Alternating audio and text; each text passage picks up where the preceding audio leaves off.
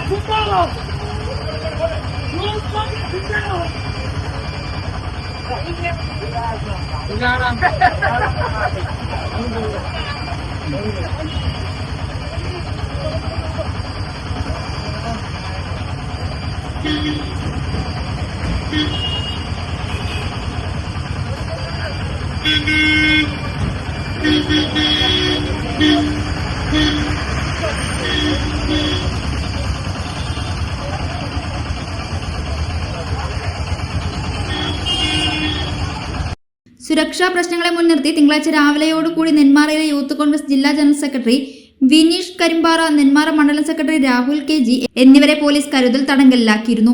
3-ലധികം പ്രവർത്തകരുടെ നേതൃത്വത്തിലാണ് ഇന്ന് രാവിലെ മന്ത്രിക്ക് മുന്നിൽ കരിങ്കൊടിയുമായി പ്രതിഷേധത്തിന് പ്രവർത്തകർ എത്തിയത്. യൂത്ത് കോൺഗ്രസ് ജില്ലാ general secretary Shyam Devadas, Nenmara block Congress vice president Sudheer Pallassana, Sujith P എന്നിവരുടെ നേതൃത്വത്തിലാണ് മന്ത്രിയെ കരിങ്കൊടി കാണിച്ചത്.